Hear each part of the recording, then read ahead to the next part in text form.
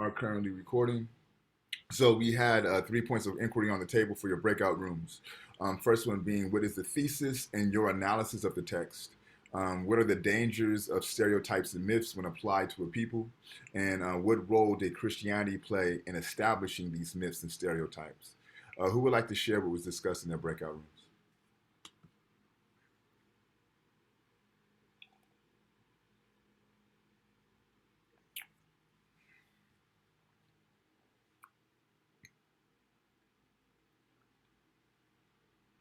I could answer number three. Okay. All right. So, the role of Christianity was used to prohibit slavery and persuade others that people of color were inferior. And there were arguments that Africans were better off enslaved in a Christian society than free in their own country. Absolutely. I think you're spot on with that, Alfonso, right? Another way to think about that, they provided the rationalization for the system and the institution of enslavement. Who else? Let's get two more and we'll move on to my notes. I could go for the first one. Uh-huh. For thesis or analysis of the thesis, it was interesting because I felt like it wasn't really directly trying to prove anything. It was just giving a bunch of evidence and information, and the reader comes to the conclusion pretty much without having, them to tell you like, oh, it's this, oh, it's that. It's kind of like you're reading it along, and you're just kind of like you're discovering it yourself, with all this evidence that's being presented to you, and you're just like, wow, like to me, it was personally really like shocking. Um, to see that like all these quote unquote historians or old writers, it was like the blind leading the blind. Like they all said the same thing. It doesn't really like look like they didn't really like want to explore or learn more as like educators. They just kind of like repeated the same stuff and didn't really expand on it, and a lot of them like contradict what they say. One of them being uh I think it was George Hegel, I think. Mm-hmm. And he's like, at this point, we leave Africa, not to mention it again. I looked up that book, by the way. He says that after saying that 16 times, after he mentions Africa 16 times, he says that he's not going to mention it again, but he mentions it 19 more times in the rest of the book. Just wanted to throw it out there. Okay, a couple of things that's done very well, and what you provided for us. So what I could tell from your comments is you have a very close read of the material, right? And you're absolutely right. It's not as if his thesis is to argue a specified point or to sway you to a side of an argument, right? It's not a discourse, it's not a debate. I'm just gonna lay out the evidence, and you as a reader could come to your own conclusion as you so fit. It's not even really a solution offered at the end of the chapter, right? It's just saying, well, these are some other ways to think about this situation. These are some of the other thought modalities that are produced that allows you to counter the information that you just received. So, one, you do a very, very great job of seeing what the intentions of the author were, and not wanting to guide the reader to a certain conclusion, right? And then also you exhibit a great an analysis because you bring in outside materials, right? You went to the book that was mentioned and you kind of did a deep dive to see, where are we going with this. So this is to me a spot on example and a spot on personification of how to dive into intellectual work, right? And how to grapple with the material and the ideas within the material. Let's get one more and we'll move on to my notes. I can do number two.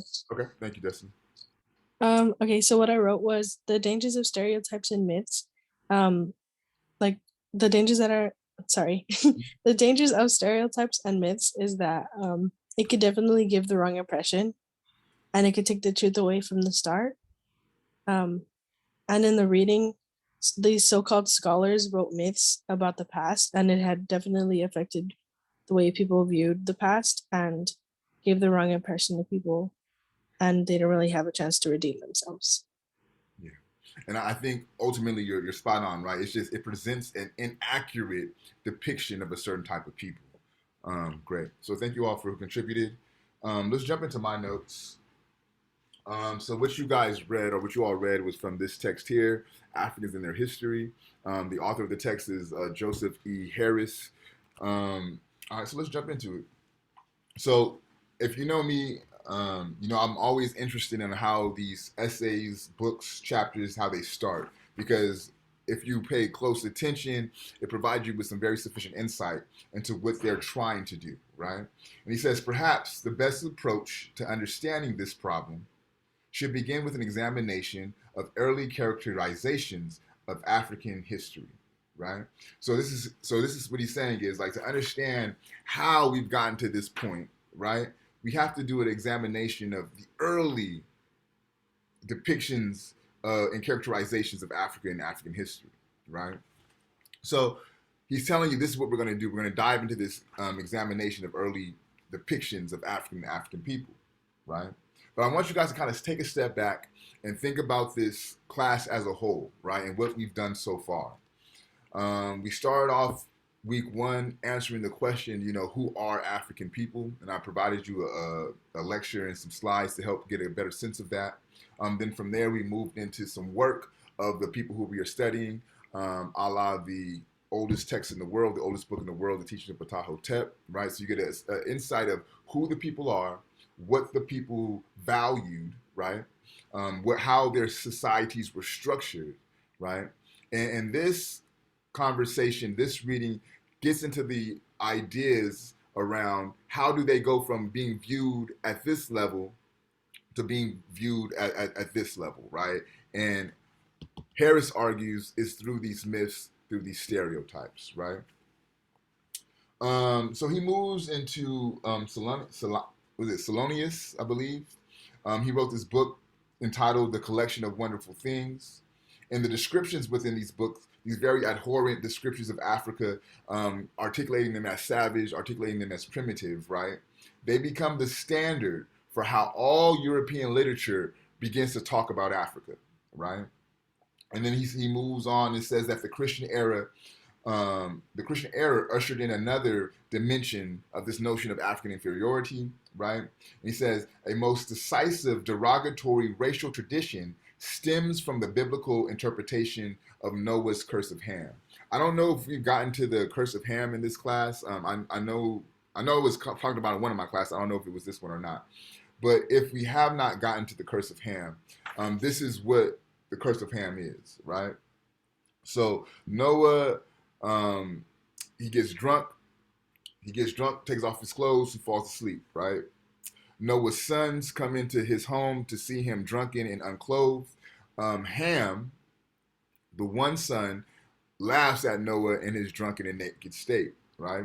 While the other sons went through the process of clothing Noah and trying to get him back to sobriety, so to speak, right? But because of Ham laughing at Noah in his drunken state, there's a curse placed on Ham. And there's a curse that's placed on not only Ham, but all of his descendants, right? And as the story goes, the descendants of Ham are in fact African people, right? So this is going to justify all of the negative experiences that they went through. It's going to justify them going through enslavement and things of this nature because this is part of their curse, right? For those who are fans of hip hop, for those who are fans of Kendrick Lamar, if you think about his most recent album, Damn, on the interludes when he's talking to Cousin Carl, right? And Cousin Carl says, "I want you to know that we are a cursed people." He's talking specifically about this notion or this idea that's embedded in this Christianity, right? The curse of Ham. Now, again, it's an interpretation. It's an accurate interpretation. It's a false interpretation, but it's an interpretation and a myth and a stereotype that's picked up a lot of steam, and even black people fall into this misnotion, right? There's a whole ideological sect within the black community called the Hebrew Israelites. Even now, you could probably see them on Crenshaw and maybe Martin Luther King on that intersection doing their street prophecies, right? They believe in this idea of the curse of Ham. They argue that African people are, in fact, the original Jewish people, right? So this, again, is a false notion. I say it's bullshit, but it has picked up a lot of steam. I found this little tidbit of information interesting. On page 5, towards the bottom, it says there is a people who like animals eat of the herbs that grow on the banks of the Nile and in the fields. Now, to me, this is interesting because if you just kind of get to what he's saying, there's a certain group of people who raise herbs and eat those herbs, right? To me, all that is farming, right? It's a normal farming agricultural society, right? Today, there's certain segments of the population who consider themselves vegetarian or vegan. It's no different from what's being talked about here. But it's interesting how they could use something so normal and try to manipulate that to make a people seem less than human, right? And again, be attentive to how something so trivial and ultimately normal becomes ammunition to devalue a people.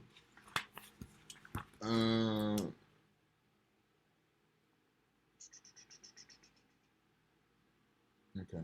We'll move to the work of Montesquieu. He's a French philosopher. I'm going to read this This is on page 7, towards the bottom of the page. He says, "One is reminded of one note of irony expressed by the French philosopher Montesquieu in 1748. It is impossible for us to suppose these creatures to be men, because, allowing them to be men, a suspicion would follow that we ourselves are not Christian." I'm going to read that one more time. It is impossible for us to suppose that these creatures to be men, because, allowing them to be men, a suspicion would follow that we ourselves are not Christian, right? And it says, at least this philosopher seems to have detected the dehumanizations of Africans by European Christians, right? But this idea that we cannot allow African peoples to be considered humans solely for the purpose that if we are allowed them to be humans, then we infect our poor Christians, right? Because if these individuals are humans, as the Bible articulates, is out of pocket with Christian theology, with Christ's behavior to treat another person this way. So in order to maintain our Christianity, we're going to start this idea that these people aren't humans, right? Again, this idea of rationalization, this idea of justification. All right.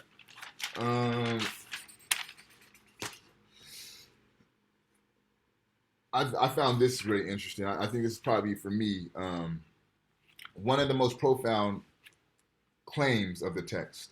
It must be emphasized, therefore, that one of the greatest contributions Europeans made to the New World was the expansion and entrenchment of the concept of black inferiority. I'm going to read that one more time.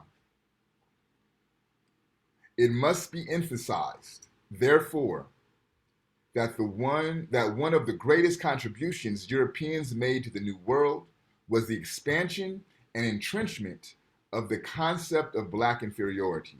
I think this is a very profound claim that's being made. So I'm going to ask you all a question. Take identity out the picture, right? Don't think about identity. When you hear the term race, how else do you think about race when you're not thinking about a form of identity? How else do you think about this term race? As a competition. Being. Perfect. Thank you, Destiny. That's exactly what it is, right? So one would wonder, why would you consider or use the term race to classify certain segments of people, right? And it's tied to this notion of competition, right? Because what these races are, they're in competition for resources, okay? Now, let's go to the text and see how these two intersect. He says, can anyone doubt that the result of this competition of the races will be survival of the fittest, right? So what the author is doing is he's tying this idea of social Darwinism, right, of evolution, of survival of the fittest, and he's attentive to the fact of how these European thinkers use this idea of survival of the fittest to rationalize this racial competition that they've set up, that they have set it up in such a way that those who occupy white bodies are able to win the competition, right? And because the competition is rigged in a way that white bodies are able to win the competition, they use this notion of social Darwinism to say, well, this is why these people are subjected to what they're subjected to, because they're inferior people, right? So this is what the author is doing with this idea of social Darwinism and this notion of race and this notion of competition, okay? Um, and that quote was taken from John Burgess, who was a clergyman, and he worked through the University of Columbia, right? So not only was this a religious individual, but he worked in Columbia, which is a very well-established Ivy League school, right? Um, then this argument about Kemet, right, or Egypt being removed out of Africa, right? And he says that some scholars and other observers even today exclude Kemet or Egypt from African history and include it as part of the Middle Eastern world, right? So what he's saying is they took Egypt or Kemet out of Africa and says that it's a part of the Middle East. Why do you think an intellectual, philosopher, historian would want to separate Egypt or Kemet from Africa? What is the purpose of that?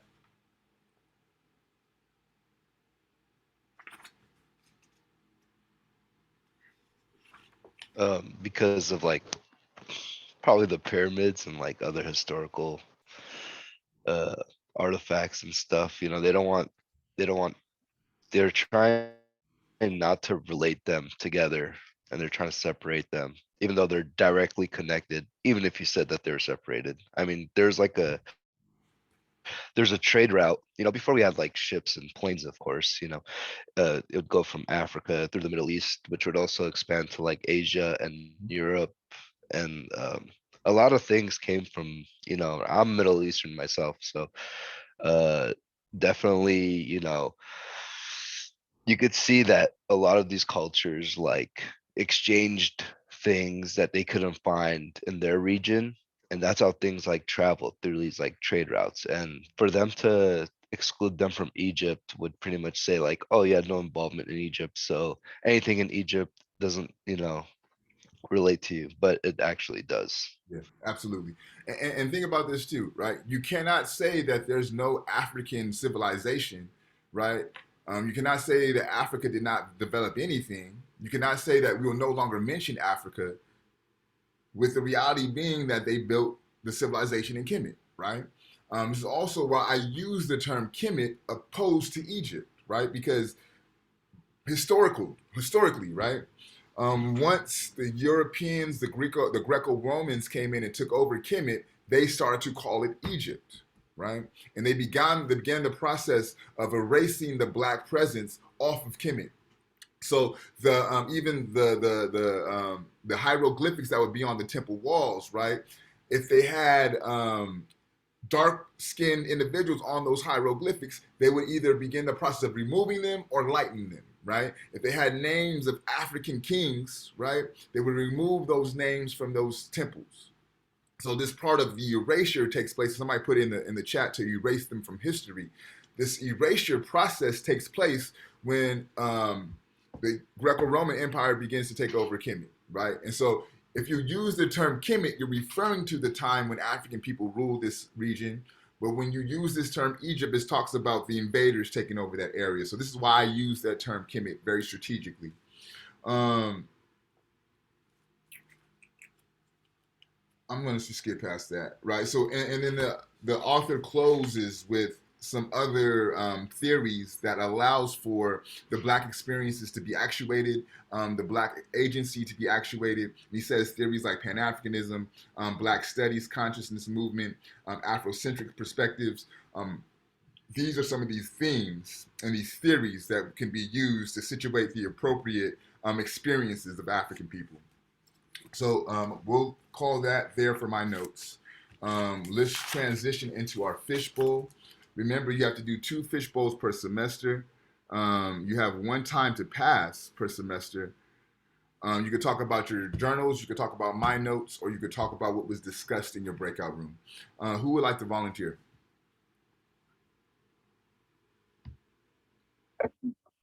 I can go. Okay, you got Kimberly. We'll get two more. If no one wants to I volunteer, I'll can just. go. Okay, Connie, thank you, sir.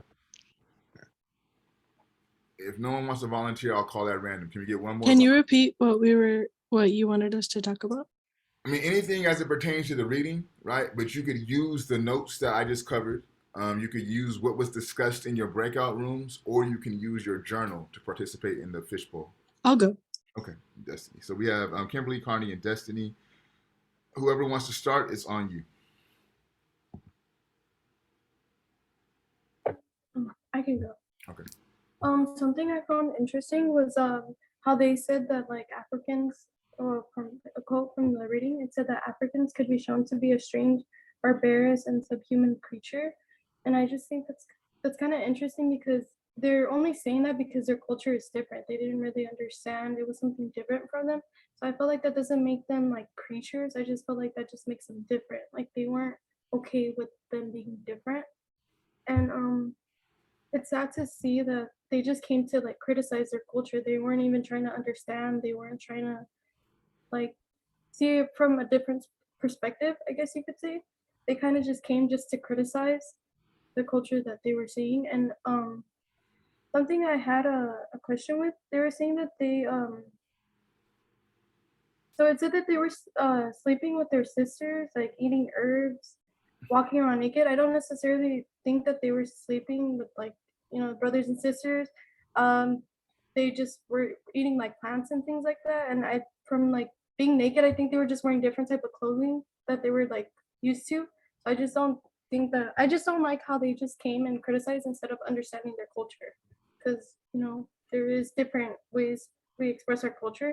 So I feel like that should have been something that they should have understood. Good point, Kimberly. You made some really good points I want to touch on, but I'll circle back to them at the end of the fishbowl. Who's next?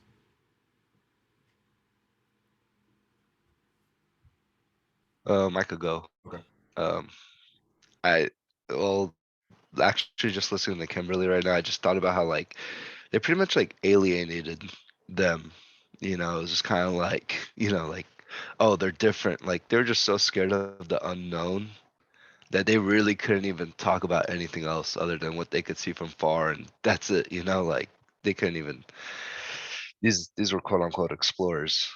Um, so I just wanted to also talk about how it's funny because like historically, going back to how what was his name again? George Hegel, the German philosopher.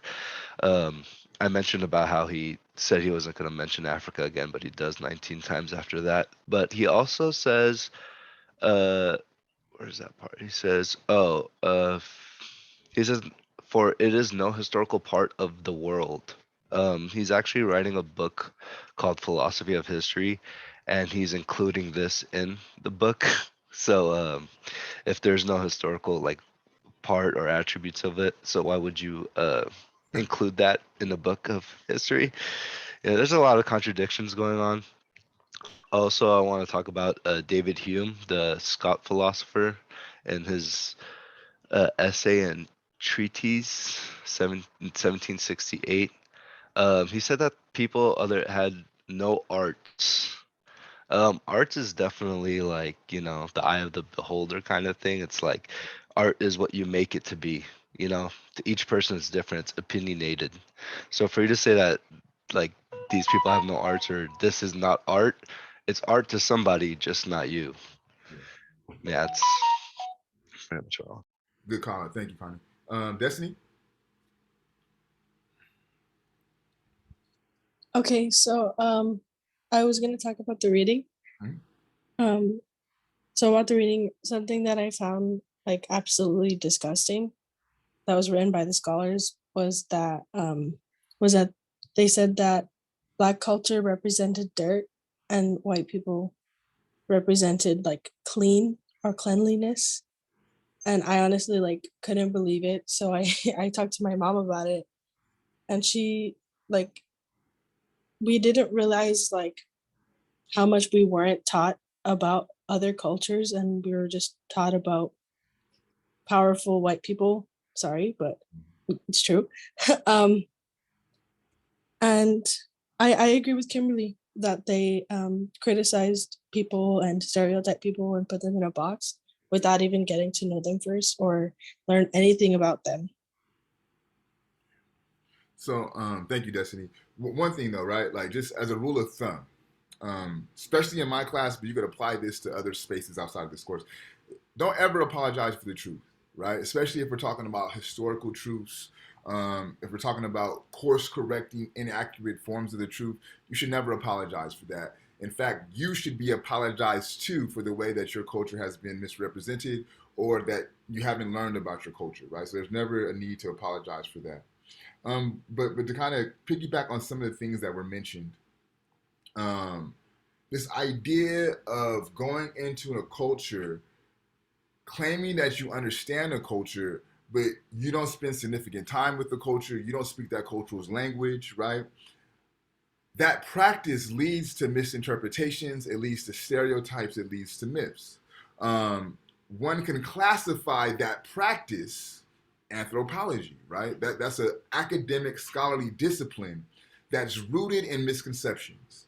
Um, in fact, I would argue that anthropology, especially in its inception, is a fundamentally racist discipline, right? Because typically, anthropologists would not take the time out to learn the language, to understand the customs, or to privy themselves to the nuances of these cultures, right?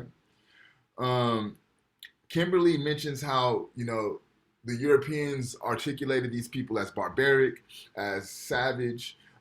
They criticized them for being naked. I think what's interesting about that, and one of the things that Kimberly says is that, they said that they're sleeping with their brothers. Um, One of the things I thought when I read that, how do you even know that that person's their brother if you don't speak the language? Also, it's very common, even in today's black culture, right, to refer to someone, for me to refer to someone who I'm not related to by blood as my brother or my sister. And this is something that stems all the way back to ancient Africa, right? It's very common to refer to someone older than you as auntie, right? And this is just speaks to the idea that we're all connected, that we're all kin, right? So when they have this notion of us sleeping with our brothers and sisters, again, is due to a lack of understanding the culture. This notion of them being naked and their nakedness being a signifier of their static development.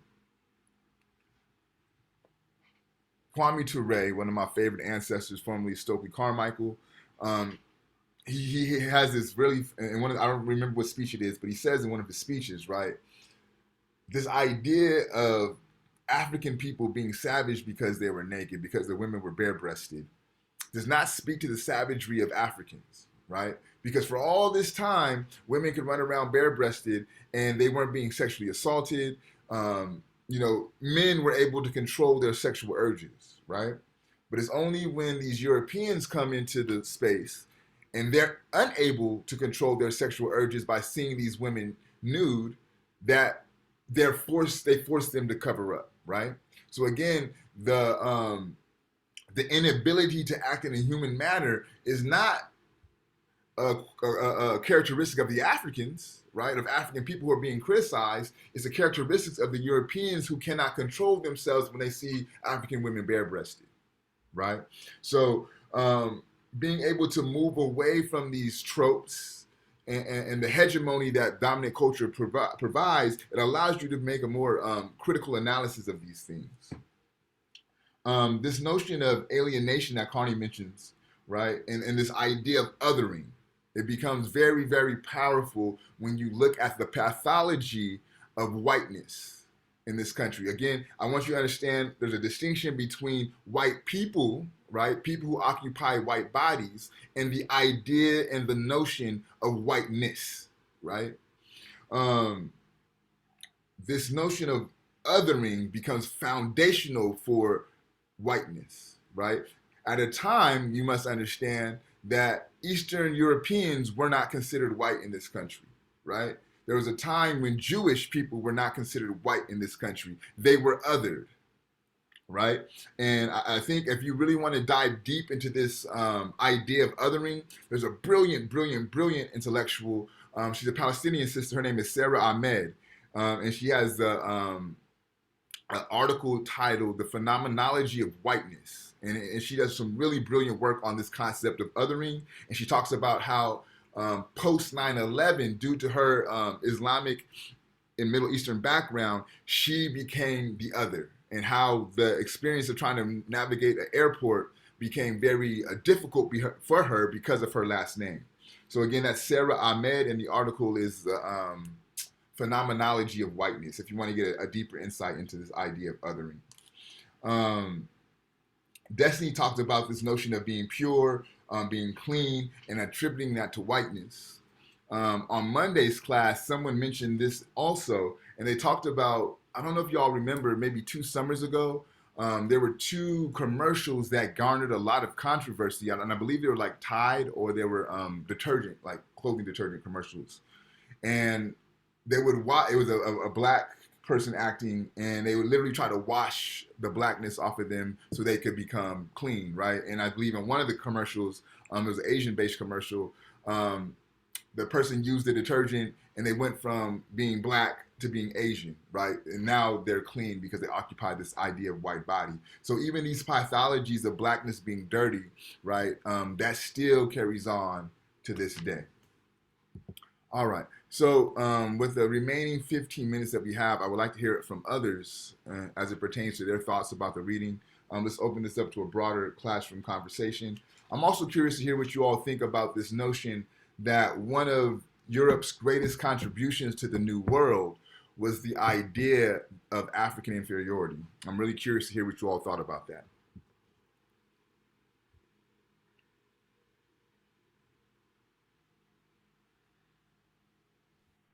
Quick question, Professor.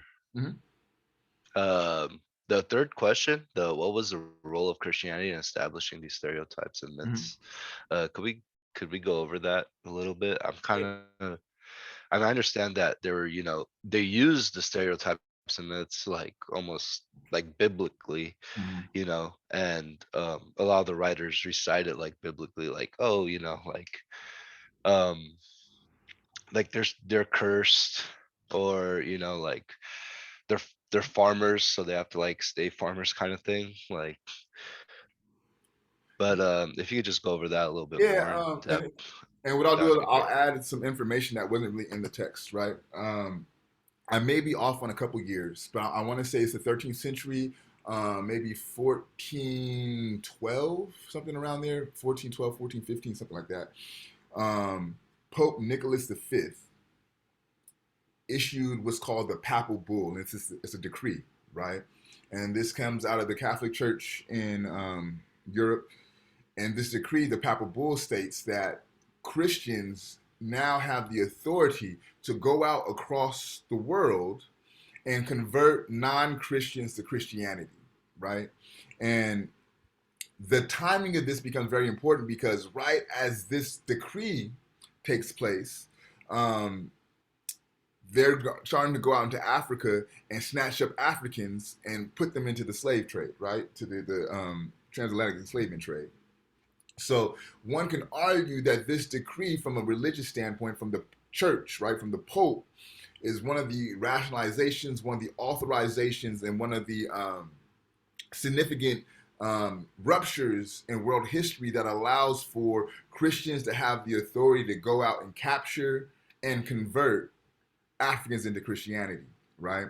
And if you are to look at, and we'll get into this next week when we start to read The Destruction of Black Civilization, but when you look at how Europe moved their way into Africa, right?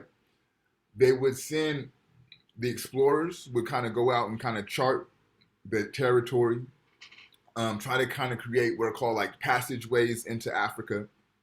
Once those were established, the next people who would come in would be the missionaries, right? And the missionaries would do the work of softening the spiritual foundation of these African cultures, right? And once that spiritual foundation gets softened and broken, then the guns, then the weaponry and the force would come in to W the final blow, right? So this idea of Christianity being central to this idea of inferiority becomes important, not only from the way that the world viewed African people, right? But the way that African people view themselves, because what that also starts to do is devalue the way that they look at their religion, right? And there's this idea of a Ngugi wa Thiong'o. He's a Kenyan writer, also teaches at UC Irvine. He has this notion called the cultural bomb, right? And he says the most impactful thing of the cultural bomb is the way that it makes cultures devalue their own culture, right? And Christianity, in effect, was a cultural bomb because it says all of your indigenous gods and indigenous spiritual practices are now heathen, right, and pagan, and you need to do away with them and take up these spiritual practice and identify with this God that looks like the European man, right? For those who don't know, that image of Jesus that you all are familiar with, right? The pale skinned, blonde haired, blue eyed character is literally Michelangelo's cousin, right? Michelangelo is one of the first people who painted this Europeanized version of Jesus. That was his cousin who we all throughout the world identify with as Jesus the Christ, right? So not only does Christianity begin to spread this idea that they're inferior and they're heathen and they need to be converted to Christianity through ideas, through critics like the Papal Bull, but I think more importantly and more profoundly, Christianity begins to have African people devalue themselves, right? And once they begin to devalue themselves, you open up the door to all other forces that really allowed you to begin to erode your society. Does that kind of give you more context? Yeah, that does actually. Yeah. If you don't mind, I could share a little something. Yeah, I please. just made me think of something.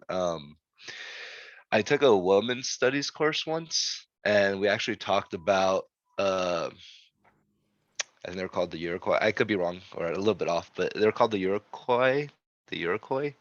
They're like Native American indigenous people of the Americas, and so during the colonization or when they were like coming over to America from Europe, um, the Iroquois would actually worship females who had their menstrual cycles as like a gift of God to protect them from evil.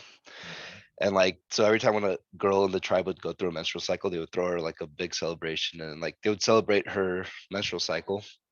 But when they got here, they were like disgusted by it, and they were saying like how in their religion like that's wrong, it's disgusting, like you shouldn't worship that. That's like because they also saw that as a sin back then in the religion, and they pretty much did the same thing of just telling them like, oh, like everything you like believed the worship is all wrong now, and now I'm going to teach you about like God from where we come from and all that stuff, and that like changed history on its own. So yeah, Yeah, it's pretty interesting. and if you think about it, right, like, so in Europe or wherever they came from, what were they doing with the women who were going through their menstrual cycle? It's not like they was not having them, right? So how does it, like, you just put them off to the side? Like, so when you start to like really think about these things, it's crazy what these Europeans could come up with and gets authorized as truth, right? It makes no sense. Let's hear one more comment from somebody. Yeah, Yeah, someone we have not heard from. Yeah, somebody who I've not heard from. Let's speak up and call it a day. So we have Raphael, we have Khalil, we have Cassandra, Diana, Michelle, Leslie, Alfonso.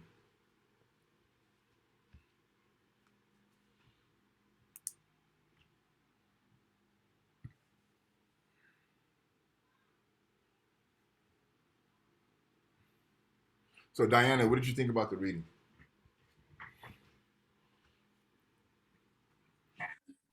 So, something that I wrote was that my first like impression of the reading, first thought was that there's many stereotypes revolving Africans, and one thing that pointed out to me was that Herodotus. I don't know. I don't know. Herodotus. Yes, he dehumanized Africans and their language by comparing their speech to the shrieking of a bat. So I feel like that really resonated with today's society because not everyone's educated in like everyone's different languages.